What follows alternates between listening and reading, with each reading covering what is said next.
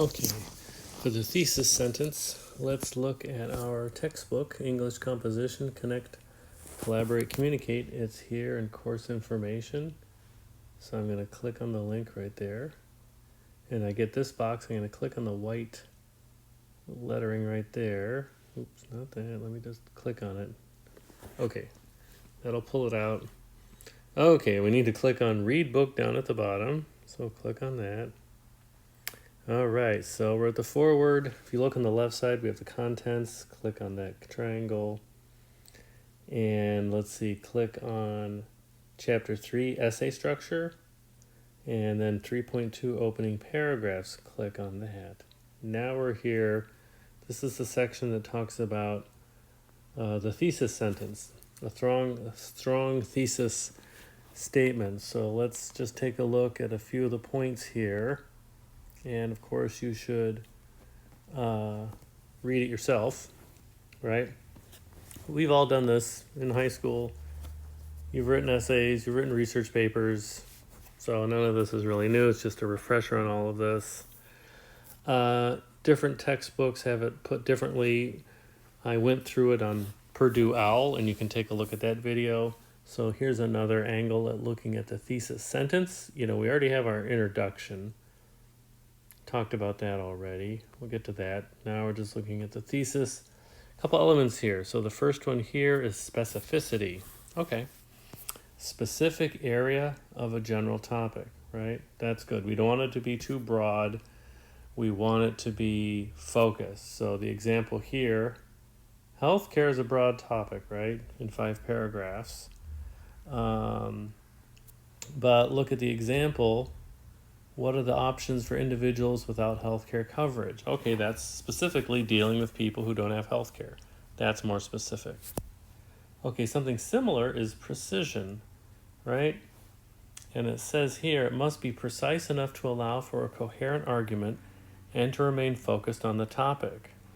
Okay, let's just go to the example. Let's see what it says.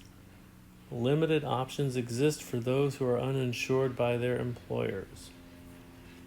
Okay, so it's not about everything in the world, about people who are uninsured, but people who are uninsured by their employers and some of the limits there. So it's precise. Again, we don't want to take too much, trying to accomplish too much in just a short essay. Okay, next is ability to be argued. Right, so it needs to be relevant and specific. We've got this right there, relevant, specific. A factual statement is often not arguable. Exactly, a fact is a fact. You can't argue facts. Here's a good definition. A thesis statement contains a point of view that can be supported with evidence. Okay, so it's people can disagree, right? If you can't disagree rationally with your thesis, then maybe doesn't have the ability to be argued. So that's what we're looking at, right? If ordinary, regular people can disagree, then that's what we're looking for. That's a good thing. Okay, ability to be demonstrated. So we're going to have to be able to find evidence for this, right? The writer must be able to provide reasons and examples for this opinion. Yeah.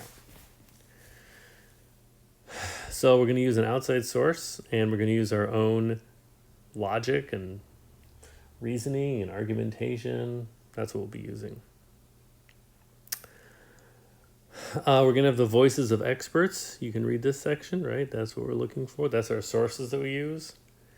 And we're going to have examples, right?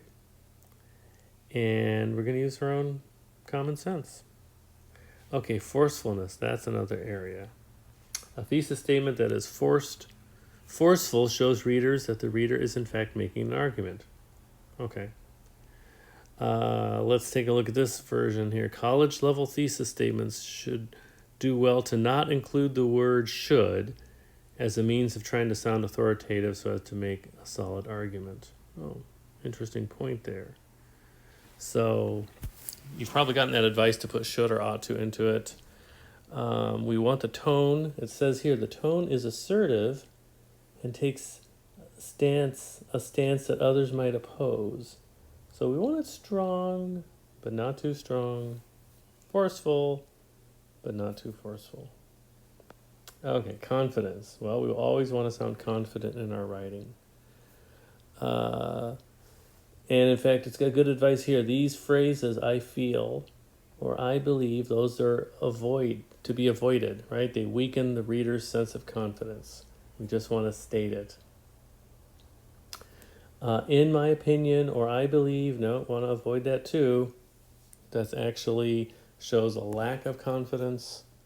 Also, they're first person, right? I feel, I believe. All of these are first person. We're only writing in third person, so we'll eliminate those anyway. Okay, it's got a couple examples of thesis statements that it says have all of these abilities. I'm going to look at the second one here. Kind of avoid the ones on literature because we're not really doing literature. Take a look at that. Closing all American borders for a period of 5 years is one idea proposed so as to deal with illegal immigration, semicolon, so same sentence. However, comma, contemporary strategies regarding this issue do not address the essential human right for safety along with the essentials of food, clothing, and shelter. Okay, complicated sentence here. This is quite good. In fact, it starts with the opposing view. It has a transitional word, however, and then it gives us the core of the argument, contemporary strategies on border issues, right? Regarding this issue of borders, do not address the essential human rights. Okay, that's a good one. Let's look at this. Again, I'm skipping the lit ones because we're not doing lit in this course. Compared to an absolute divorce, a no-fault divorce is less expensive, promotes fairer settlements, and reflects a more realistic view of the causes of marital breakdown, comma, although no divorce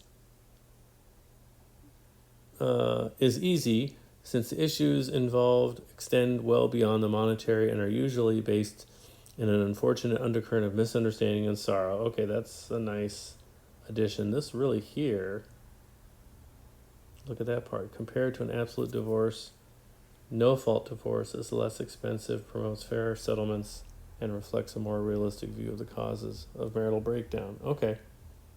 Got 3 elements there. I could disagree. It's arguable. It's focused. It's got all the elements, all the bells and whistles. Right? Okay, let's take a look at... We're going to avoid... Okay, let's look at some weak ones. We've got a couple other good ones there. Avoiding weak thesis statements. Here's a weak one. My paper will explain why imagination is more important than knowledge. Okay. Yeah, that's not so great here. That's very unfocused, very unclear. Remember, as it says here, do not refer to your essay in your essay. Yeah, my essay, my paper, this essay. We don't need to say any of that stuff, right? At college level, we don't need those strategies anymore. Another weak one. Religious radicals across America are trying to legislate their puritanical beliefs by banning required high school books. Okay, interesting. Outrageous claims, insults the opposing side. Yeah, religious radicals, that's not a helpful phrasing. Puritanical beliefs, again, that's not helpful. That's name-calling. That doesn't sound very reasonable. Okay, weak. Advertising companies often use sexual or romantic appeals to sell their products. Yes, that's a fact. A fact cannot be debated. Is that good or bad? That would be interesting, but just stating a fact is not a thesis. Okay, another bad one. The life and presidency of Abraham Lincoln was challenging. Yeah, no kidding. That doesn't say anything either. That's, again, really a fact. Too broad, wouldn't work out. So the weak statements are interesting to look at too. So this is you should read this for yourself, but this is kind of my overview of the section on thesis statements.